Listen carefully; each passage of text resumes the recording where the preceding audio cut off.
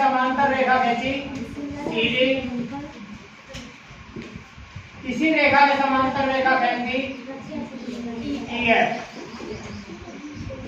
ये तीन रेखाएं हैं समांतर। क्या है? समांतर रेखा। अब समांतर रेखाओं के ऊपर पहले तो ये समांतर क्यों है? क्योंकि इन तीनों रेखाओं में यदि हम इन दो रेखाओं को लें AB को और CD को, ये समांतर क्यों है? कब सिद्ध होगी समांतर? यदि ये समांतर है तो इनके बीच की ये लंबवत दूरी, ये लंबवत दूरी प्रत्येक स्थान पर समान है। यदि यहाँ 3 इंच है तो यहाँ पर भी 3 इंच होगी। यदि यहाँ पे ये 8 इंच है तो यहाँ भी गैप इनका लंबवत दूरी जो है 8 इंच होगी। यदि यहाँ पे ये 18 इंच है तो यहाँ पे भी दूरी 18 इंच होगी। ठीक है। यदि यहाँ पे ये 48 इंच है तो यहाँ भी 48 इंच होगी। ठीक है। तो कुल मिलाकर दोनों रेखाओं के बीच का गैप यदि बराबर है, लंबवत दूरी बराबर है, तो दोनों रेखाएं समांतर हैं और दोनों रेखाएं किसी भी छोर पर जाकर आपस में एक दूसरे को नहीं प्रतिच्छेद करती यदि समांतर है।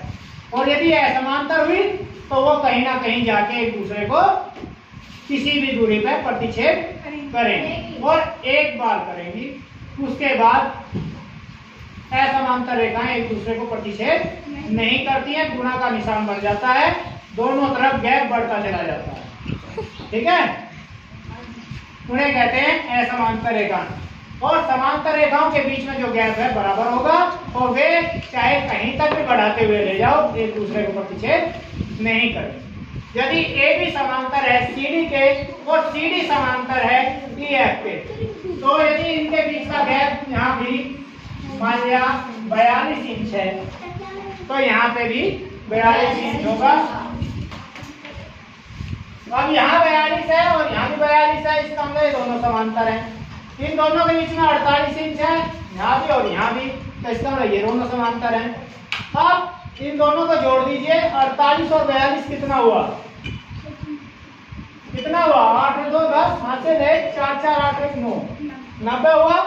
इधर भी 48 और 42 का जोड़ क्या आएगा? 90।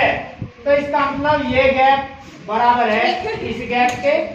तो यदि ये दोनों समांतर हैं तो ये दोनों भी समांतर होंगी। और यदि ये दोनों समांतर हैं तो ये रेखा और ये रेखा AB और EF भी समांतर होंगे। अब अगली बात, एकांतर कोण और संगत कोण। दो रेखाओं के बीच में यदि हम कोई तिर्यक रेखा कहते हैं, तिरछी रेखा, उसे कहते हैं तिर्यक रेखा। ये हमने रेखा कहती तिर्यक। ठीक है। तो इसमें हमारे दो प्रकार के कोण बनेंगे, एक तो एकांतर कोण और एक संगत कोण। अब जो एकांतर कोण है वे तिर्यक रेखा के दोनों तरफ होंगे। जैसे कि ये कोण एकांतर होगा इस कोण के, तिर्यक रेखा के दोनों तरफ है, दोनों रेखाओं के बीच में अर्थात अंदर है। ये भी अंदर है, ये भी अंदर है। तिर्यक रेखा के दोनों तरफ है और दोनों रेखाओं पर है। कौन सी पे? दोनों समांतर रेखाओं के। तो ये कोण एकांतर होगा इस कोण के। यदि ये तुम्हारा 60 अंश है तो ये कोण भी 60 अंश होगा। ठीक। ये कह लेंगे एकांतर कोण। अब इस कोण का, ये वाला कोण एकांतर कोण होगा इस कोण का।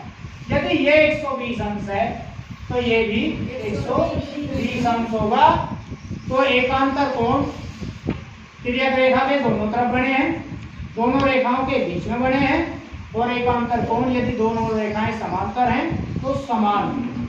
ठीक है। अब आता है अगला नंबर संगत कोण का।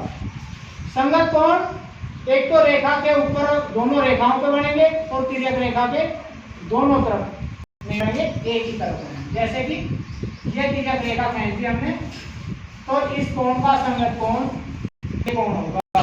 यदि ये हमारा कोण 120 अंश है तो ये भी 120 अंश होगा।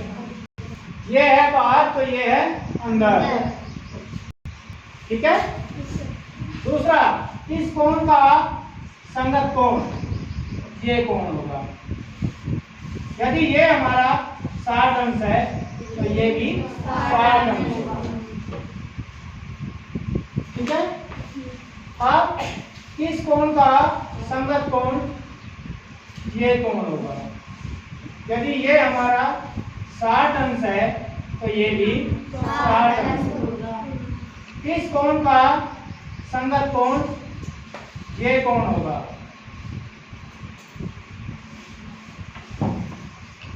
यदि ये 120 है तो ये भी 120 होगा। 120 होगा। हमेशा संगत कोण के बराबर होगा।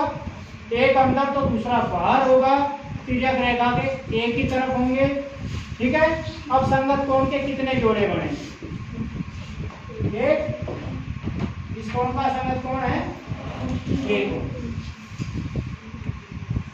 एक जोड़ा हो गया। इस कोण का संगत कोण है ये कोण, दूसरा जोड़ा हो गया। इस कोण का संगत कोण है ये कोण, तीसरा जोड़ा हो गया। इस कोण का संगत कोण है ये कोण। क्या जोड़े हो गए? चार जोड़े बनेंगे संगत कोण।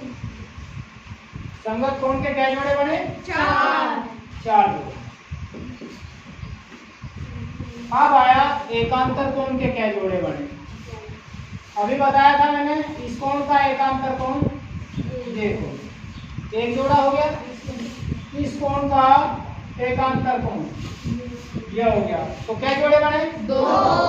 एकांतर कोण के बने दो। संगत कोण के जोड़े बने 4, एकांतर कोण के बने जोड़े 2। ठीक है। तो इनके आधार पर तुमसे कोई सा भी कोण, यदि एक कोण दे दिया जाए तो सारे कोण को बता दोगे। क्यों? क्योंकि यदि ये बड़ी रेखा है, ये कोण बनेगा तुम्हारा 180 अंश का। अब इसको इसने दो जगह बांट दिया। मान लिया इसने बांट दिया, यहाँ से ले लिया 120 अंश, यहाँ से लेके यहाँ तक का, ये हो गया 120। तो ये बाकी कितना रह गया? ये बाकी रह गया 60, क्योंकि 180 से 120 गया तो 60। तो इस आधार पर हम, यदि एक कोण हमें दे दिया जाए समांतर रेखाओं के बीच का, तो हम उसके आधार पर सारे एकांतर कोण और सारे संगत कोणों को ज्ञात कर सकते हैं। ठीक है।